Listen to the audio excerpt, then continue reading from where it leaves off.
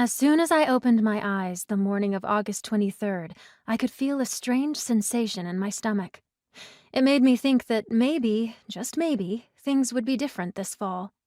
I wasn't excited about starting my last year of school, but I was looking forward to having my routine back. Spending the last month of summer with my parents and my little brother had pushed my patience to the breaking point. Why did Mom and Dad insist on going to the beach for so long if they couldn't even stand each other?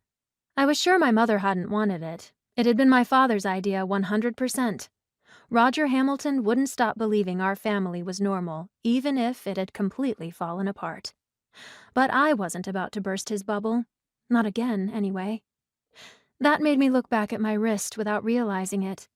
I've done it a few times a day for years, to stare at that scar on my skin. A perfect triangle, just a little darker than the rest of my skin, which was slightly tan from the sun. I could still remember how much it had hurt when it happened, and even as the years passed, I could feel the pain in my chest whenever I thought about it. A pain that wasn't just physical. How did everything change just like that? How could we go from being little innocent children to being consumed by a thing that marked our lives forever?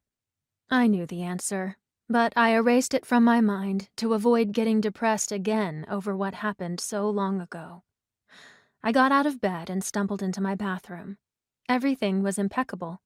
Everything was in its place. I needed that sense of order there.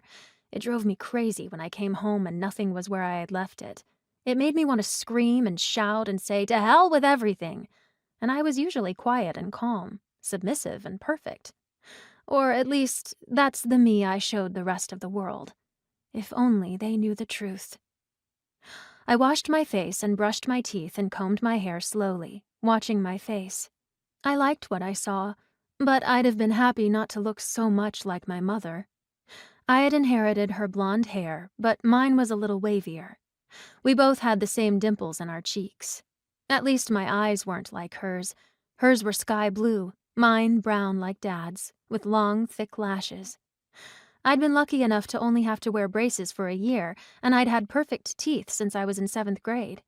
That didn't mean I didn't have my issues, and naturally my mother did nothing to help them. Like when I turned 15 and started getting acne. Every girl does at that age. Some of my friends are still dealing with it. Obviously, I hated having those red dots that had just shown up one day on my chin and forehead, but my mother went overboard. She took me to 5 dermatologists, changed my diet, forced me to get a treatment that cost a fortune. 2 years later, my skin was smooth as silk, but she still made me put on makeup before I went to school.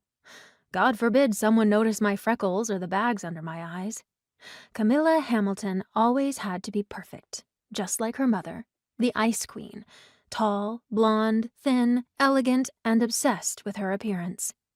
She was always calm, no matter whom she was with. I'd never seen her lose her cool. Or just once.